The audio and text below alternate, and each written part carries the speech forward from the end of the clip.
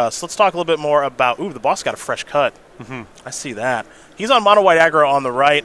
Spencer Scogin is on your left with Bant Nexus. And this is a Bant Nexus deck that actually you wrote about in Factor of Fiction for Star City. Yeah, this was a winner of a recent Make the Championship qualifier online, I believe. This past Saturday. My understanding it is the a brainchild of one, Matthew Nass. A fairly good Magic player. And instead of trying to do the whole expansion expulsion, get a bunch of mana, and win the game in spectacular fashion, this version of Bant Nexus plays a ton of cantrips and is more focused on sort of making sure that it has Wilderness Reclamation and having enough stuff to do, rather than trying to have one spectacular turn. So the ways that it goes off here, a couple of different ways to win. If you flip over Search for Escanta with Wilderness Reclamation, obviously you can accrue a lot of value that way. A bunch of cantrips, and then you have Teferi, Hero of Dominaria, and 4 copies of Depose Deploy, which, on top of many other things, can be used as a win condition once you're taking a bunch of turns in a row. The boss is going to kick things off with a Healer's Hawk into an Adanto Vanguard. That's where he started this game off. Spencer with a couple of lands and a Search for Escanta. Now, if you know Tom Ross, you know he loves to attack. He's had a lot of success in his career with mono white and mono red strategies. Not looking to splash blue this week, and Azorius aggro has been popular on the SCG Tour. But the boss says, all I want is planes. I don't need these blue mana for Deputy Detention or these counter spells. And now he'll play Banalish Marshal in here for quite a bit of damage as Spencer's going to fall down. It looks to 17 is 4th. Looks like it's going to be 13. However, Revitalize is going to bring him up a little bit and allow him to draw a card. Yes, I like Ross's build here quite a lot because Tom lives in reality. He knows that you can't reliably cast blue cards off of 8 total dual lands, and so he is playing them on a white build. He has Demystifies in his sideboard, which are supposed to act as a proxy for Spell Pierce and Negate in this matchup in particular, since the deck is built around Search for Escanta and Wilderness Reclamation. Nexus of Fate's going to go to the graveyard there from Search for Escanta, and it will get shuffled right back into the deck. So a new card will be coming here for Spencer, for his draw step. At 16, the boss is 23. And I'm curious to see the evolution of these white aggressive strategies. We know they are good. We know they have a pedigree. Andrew Ellenbogen winning Pro Tour Guilds of Ravnica with a Boros strategy, beating Luis Scott Vargas in the finals, also playing a Boros strategy. Jacob Hagen last weekend alongside Liz Lynn and Ryan Overturf with Azorius aggro. These white decks are powerful, and they are winning in this standard format. Hallowed Fountain enters the battlefield, tapped there for Scogin, and we're going to head back over to Ross. Yeah, can't really question the pedigree of this strategy. As you mentioned, both the first and second place finishing decks at the last Standard Pro Tour. Whether or not you want to splash, the core base here of these white aggro creatures, I think is going to be a feature of the Standard format for as long as they're legal. A 4th land here for Ross, and now he'll do some attacking. Looks like it's going to be a copy of Depose, which will tap the Vanguard and allow Spencer to draw a card. And this is the big, and it's weird to call this a big new innovation, but this is a big new innovation for this deck. Well, it's all cards that work and draw you towards your key cards, specifically Wilderness Reclamation. I think a lot of the list that we saw week 1 and maybe floating around Magic Online had too much infrastructure devoted to, once I have Wilderness Reclamation, my deck's really powerful, and probably not enough in terms of either having a backup plan or enough ways to find Wilderness Reclamation. And this build of Bant Nexus has alleviated some of that by just playing with as many viable cantrips as it can get its hands on. We saw Revitalize earlier. We see this Depose Deploy now. 4 Opt, 4 Growth Spiral as well. Mm-hmm. So that's really as many good cantrips as you can get your hands on. And there is an Opt. And you see Ross played a Tithe Taker, and the Opt is going to cost 2. So Spencer's not going to be able to play that. Maybe a little bit of a misstep there, because that could really add up, as Search for Escanta will allow Spencer to keep the top card on his deck. Spencer going to take a look at Tithe Taker. Some relevant text on that 2-1. Yeah, and if Scogin doesn't have Wilderness Reclamation, his mana is really at a premium too. So you might say, well, it's only 1 mana, but it's a lot. Now there is Wilderness Reclamation and pass the turn back. Tithe Taker is the powerful human soldier that Ross has on the battlefield. He'll play a Plains. That'll be permanent number 10 for the City's Blessing for old Snubby, the old Snubhorn Sentry. I think Ross has more than enough for a lethal attack here at this stage. Yeah, we're going to see here if Scogin has one of his copies of Root Snare to survive the turn. With 5 mana, he can Root Snare and Opt through the Tithe Taker.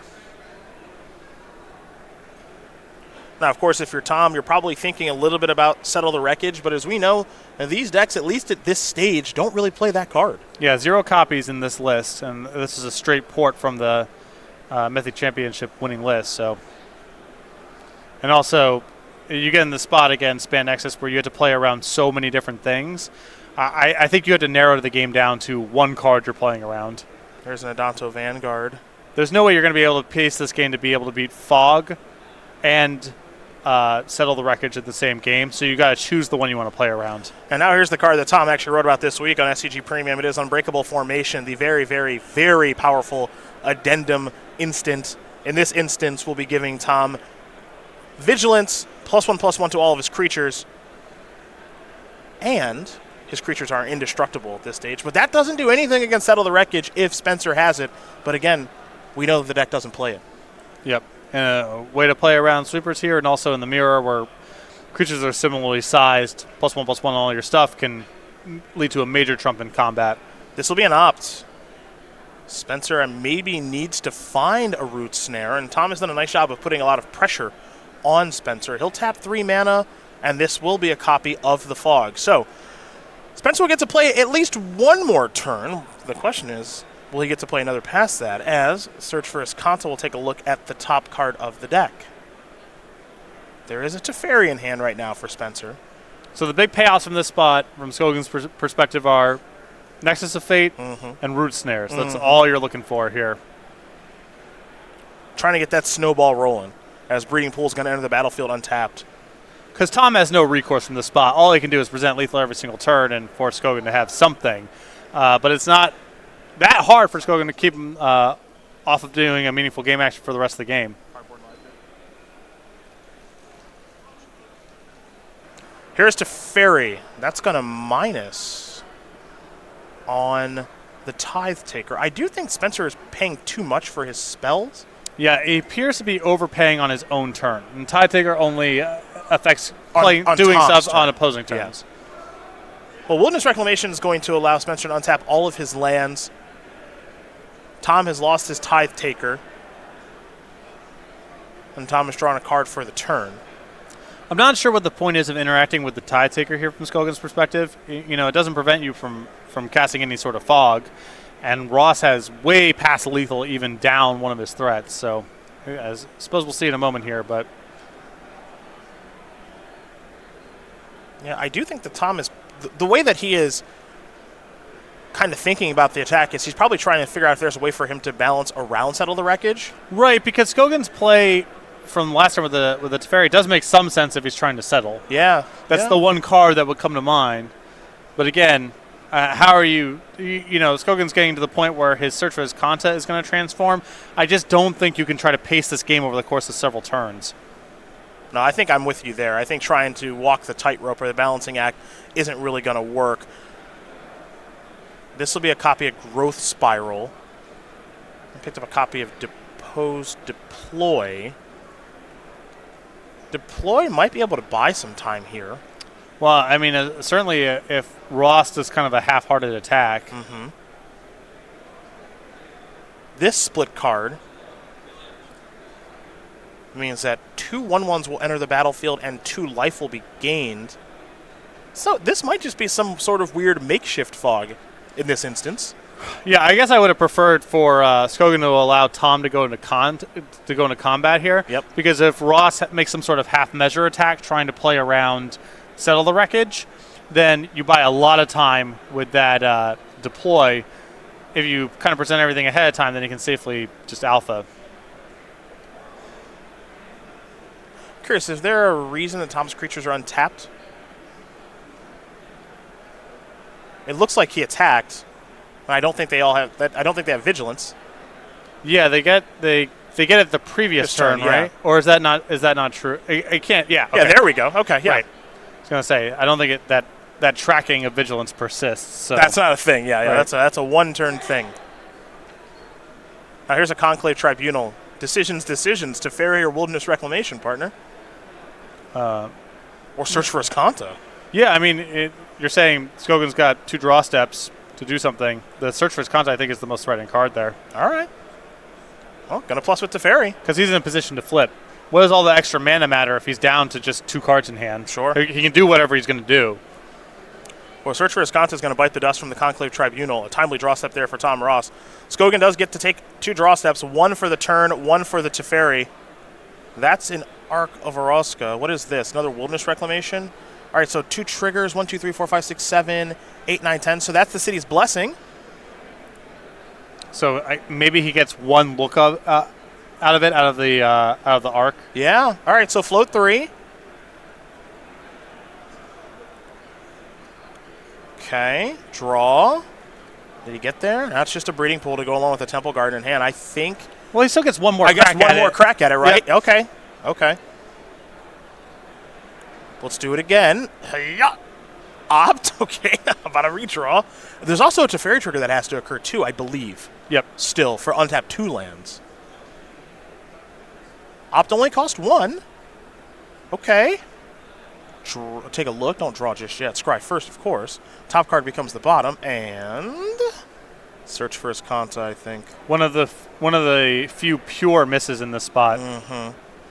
And that is going to do it. So, Tom Ross is going to win game number 1 here over Spencer Scogin as mono white aggro, just creatures. All you need is creatures. Going to win game number 1 here over Bant Nexus. Very interesting stuff here. As Tom electing not to go with that blue splash, will that hurt him as we take a look at the sideboards here for both players? We're actually going to start with Spencer and his 4 negates, 3 Hydroid Krasis, 3 Knight of Autumn, 2 Crushing Canopy, 2 Lyra Dawnbringer, and 1 Teferi Hero of Dominaria. As you mentioned, this is the same deck list that Lukish, we believe it's pronounced, on Magic Online, won that MCQ with, so congratulations to that player. Heading to the next Mythic Championship, and looking to have some success here as Spencer with the exact same 75. So you got a lot of creatures in the sideboard here that are very good against mono red because they are good at gaining life. Hydroid Krasis, Knight of Autumn, and Lyra Dawnbringer. They're less effective here because their body just doesn't line up against how big Ross is able to make his threats. I still think the Lyra is probably above the line here because it's just so dominating on the battlefield. I don't mind the extra copy of Teferi here as well. The Knight of Autumn, I suppose, with Ross having some Conclave Tribunal type of stuff in the deck is probably over the line here. I don't think I would go so far as to play with Hydroid Krasis, though. Other side of things here for the boss, it's 4 Baffling and 4 of the powerful Honor Guard, much better against, of course, Golgari. Not so great in this matchup. A Johnny Adversary of Tyrants, 3 copies there, 2 copies of Adanto Vanguard, and 2 copies of Demystify, which he's deeming the white Spell Pierce. I like the Adanto Vanguards and the Demystifies. Obviously, a ton of enchantments that are critical in Skogin's deck. The Adanto Vanguard is a much faster threat than something like the Snubhorn Sentry that requires a lot of time to get online. So I think you have 4 easy cuts there. And, yep, just a slightly faster clock and a little bit of interaction for enchantments, I think, is a good game plan here for Tom. Tom Ross is going to take a step away from the table here for a moment, perhaps asking a judge a question, which gives us a great time to talk about the Magic the Gathering sale that's happening on StarCityGames.com. It happens every single Monday. Hundreds of new singles on sale through this Monday. See if you can name all 4. I believe we have a FNM Pendelhaven, a Replenish, a Unhinged Plains. That is correct. And a... Let me just, is that a simplified Chinese Tameo? Tameo what? I don't, the more recent one from Rise. I don't know. The one that people have, they're in the band Spirit sideboard every once in a blue moon. I actually had to look it up. It's Tameo Field Researcher. Yeah, there you go. Field Researcher. I'm not confident on the language though. Yeah, I'm not either. I couldn't. Could you tell me Tameo Field Researcher's abilities? I think it's got. You choose 2 creatures, and when they can deal damage to the player for each one through a turn cycle, you draw a card. Correct. Feel like it keeps something tapped. There's a minus that keeps things tapped. Is that right? Minus, tap up to 2 target non-land permanents. They don't tap. And now this is the tough one, the ultimate. I have no idea. Yeah. Don't know. I couldn't remember either. It's a -7, draw 3 cards. You get an emblem with, you may cast non-land cards from your hand without paying their mana cost. Okay, whatever. It doesn't come up much. Just another arbitrary, you mostly win the game. But you kind of already won the game because your Planeswalker was unassailed for 5 turns. Right. Yes, that's correct. Right. Don't think I've ever seen that one go ultimate. Probably not. I think it's better just to keep plussing, right? Probably. Just keep going. Presumably you have some creatures. in Right, your deck, yeah, you just keep going. You can also target their creatures, don't forget. Right. And if they hit you, you get to draw a couple of cards. Maybe stop your opponent from attacking on occasion. So I didn't do that bad. I would give... Honestly, I would give you like a B. Yeah, that's a because B understanding of... that card didn't see a lot of play, and it's a very obscure design. And it just wasn't something that we saw a lot of. It's like a sideboard card or like a 2 of during its standard format sometimes. 3-color Planeswalkers, just, the deck building cost is really high. Yeah. And that one isn't exactly blowing doors down on rate. So didn't see a whole lot of play. No. Spencer be on the play, Tom be on the draw. It's Bant Nexus versus Mono White Aggro to kick things off here in Dallas.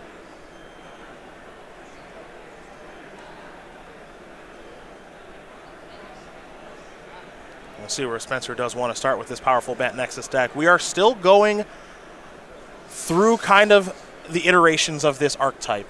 We know that Wilderness Reclamation is very powerful.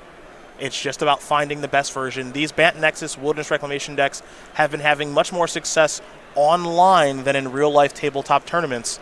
But you have to imagine at some point that success is going to translate to a tournament in real life. Well, I think this list is just a massive step forward. Yeah. Just the volume of cantripping, the fact that it's still really powerful once everything gets online. I think that's such an improvement over the other builds that require just so much infrastructure to get anything going. It's not like you need help winning the games where you resolve Wilderness Reclamation and then it's in play for multiple turns. That's not where you need help. You need help in the games where it doesn't happen or where you need to spend a lot of your resources finding it. And I think this build of Bant Nexus is so much better on that front. Revitalize here from Spencer is going to have him go up to 22. He'll also draw a card, of course, on Tom's end step. Tom kicking things off with a pretty aggressive start. Couple of planes, a Legion's Landing on turn 1, 2 copies of Hunted Witness on turn number 2, which means that Legion's Landing could be transforming on turn number 3. Knight of Autumn is going to join the fray, so it appears as though Spencer has sideboarded in at least one creature. He'll make it into a 4/3, bigger than everything that's going on the battlefield, and pass the turn back. How do you feel about the inclusion of that card after sideboard? I think because Ross is playing with Conclave Tribunal, it's probably over the line, but it's nowhere near as good here as it is against Mono Red, where even a 2/1 trades with something, and gaining 4 is really impactful. Neither is really the case here. I mean, gaining some life is fine, but we saw in Game 1, when Ross gets his shop set up here, he's going to be able to overwhelm a little bit of life gain here. His deck is set up to do well more than 20 points of damage. And a 2/1 body in the spot where you decide to gain life or blow up an enchantment doesn't really brawl with any of Tom's cards effectively. So it's probably over the line to bring in, but it's a lot worse here than it is against Mono Red. Tom with a copy of Unbreakable Formation. This card was exquisite for me in the MCQ that we saw this Bant Nexus deck win. There's just so much going on with this card. It is so flexible, giving all of Tom's creatures +1/+1 indestructible, all that good stuff. Also allowing him to get some damage in, transform his Legion's Landing into Adanto, which gives him the mana to play Snubhorn Sentry. It's a really, really nice turn there for the boss. Yep. There's a cap on how many you can play. You do still need a critical mass of creatures, but looked very good there. Looks like Spencer may have missed land number 4. Here's another copy of Legion's Landing for the boss, so he's going to make another one of these vampire tokens. And that should get him to the city's blessing, I believe. Mm-hmm. Nice thing about Legion's Landing and History of Benalia is those are actually 2 permanents in 1. Right. So might be able to take an opponent by surprise there, but when you are counting the city's blessing, you can do a little bit of shortcutting. And remember that is 2 permanents. Conclave Tribunal. Looks like that's going to be played now as well. Use that brand new vampire to take care of this Knight of Autumn. Looking to get a bunch of damage in is the boss. However, a negate is going to counter that. And I believe those at least one negate's coming from the sideboard now too. That is surprising. Yeah. I mean, it's not because Ross doesn't have spells. He's got some. It's just 2 mana is a lot to hold up against a deck that's flooding the battlefield with a bunch of 1-cost permanents. But it wasn't bad there. Yeah? I mean, yeah, Scogin got his money. It was really important to counter that. I think Tom can still send in everything here pretty comfortably with the transformed Adanto here, allowing him to sort of replenish his threats. We're going to see this Knight of Autumn get in front of, looks like the Vampire token. No interest in blocking any of these copies of Hunted Witness, and then Snubhorn Sentry and the Knight would trade, so doesn't have any interest in that. Does Spencer as we head back over to him. He's looking for a land. He found a copy of Hinterland Harbor. Let's see if this supercharges the hand. As he's immediately tapping 4 mana, we can call that supercharging the hand. maybe not, demystify the last card. He called it the White Spell Pierce. Good morning. Yeah, it was good there. Good morning. Wilderness Reclamation gone. But you know why it wasn't like Spell Pierce? Why is that? He could cast it. That's true. He could, That's true. He could actually cast It's it. a big difference. Tom going to come in with the Knuckleheads once again. Doesn't really have much of a choice at this stage. Looks like Spencer's going to block 100 Witness. That's going to leave a creature behind. So 3, 4, 5, 6 damage are going to come through. Spencer going to fall down to 5. Tom does have the ability to activate Adanto at the very least, but perhaps he's drawn a spell that he'd like to cast.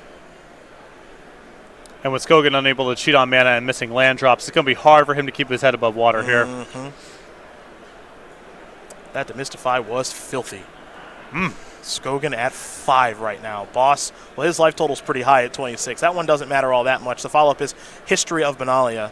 So, another token coming on in, 2/2 Vigilance, and now Spencer will draw. He's got some real work to do. Is there another copy of Wilderness Reclamation in hand? Are there some root snares in there? Because now the pressure is on the Bant Nexus player to stay alive. It's going to be lethal every turn. Right, but, you know, Scogin is not out of this. No, not at all. You really need the Wilderness Reclamation because Skogin's so far behind that he's going to need personal Mana Flare to be able to cast everything to keep up here. But if he casts Wilderness Reclamation and has Root Snare, he's through the turn, and then he goes to his next turn with 8, maybe 10 mana if he makes the land drop. You can do a lot with 10 mana. Well, there's Wilderness Reclamation, and those lands are untapped. History of Benalia, Chapter 2 on the way. So here's another 2/2. Knight with Vigilance. Now we saw Tom thinking about Settle the Wreckage last game. Could be thinking about it again this particular game. But it's the same story as before. I think trying to thread the needle of being able to beat Fog plus Settle the Wreckage is too hard, and you need to narrow the game down to playing around one thing. Looks like the boss is done thinking it through, and he says, I'm going to attack with all of my creatures. You better have something good here. There is at least a Revitalize in hand here for Spencer.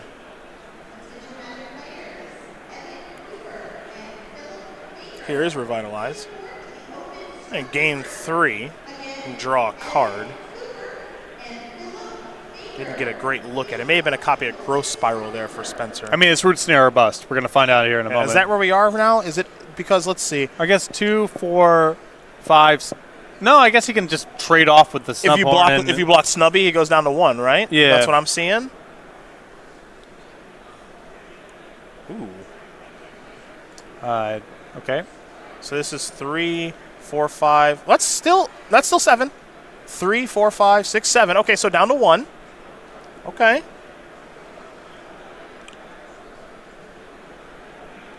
Three, 4. Yep, I got the math right there. Okay.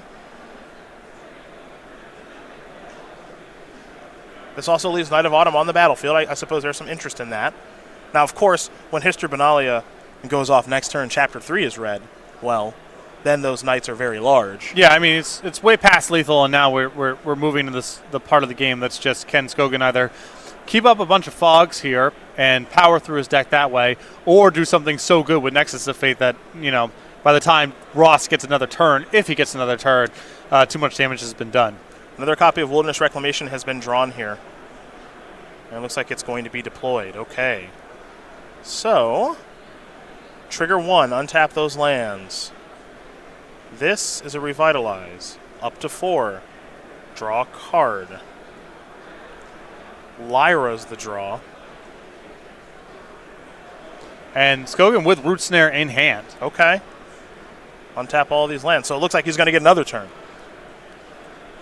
And as we have seen in Indianapolis, when we watched Todd Anderson play his take on these Wilderness Reclamation decks, Wilderness Reclamation in multiples, very powerful. Yep. Very powerful. You know, there's still some pressure on Scogin to be able to make his 5th land drop to be able to effectively spend mana on through his first main phase. But as far as instants go, I mean, the world's his oyster at this point. You can cast everything. As good as that Demystify was, Spencer had multiple copies of the very powerful green enchantment. And now Tom's trying to figure out, is there a way that I can actually get this done? We know, just like you do at home, that Spencer has a copy of Root Snare in hand. And Tom's the only one that doesn't know that at this stage, but he'll be finding out, I believe, soon enough. Yeah, I mean, Ross is just doing the due diligence check here of, can I present lethal through Settle the Wreckage, where I still leave some stuff left over, or do I have to attack with everything? It doesn't really matter all that much because I think Scogin's just going to root snare his way through the turn. There's a Venerated Loxodon. It's just more of the same here. It is. It's more well past lethal next turn. Cards like Revitalize will not keep Scogin's head above water. But I think we were already at that point anyway. Another Growth Spiral, the draw step. Growth Spiral is where Spencer will start. Draw a card. There's a Hallowed Fountain. That enters the battlefield tapped. Can't play Lyra.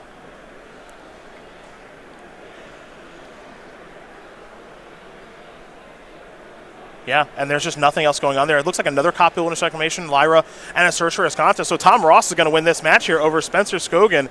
2-0. Mono white aggro, all creatures all the time with a little bit of interaction there in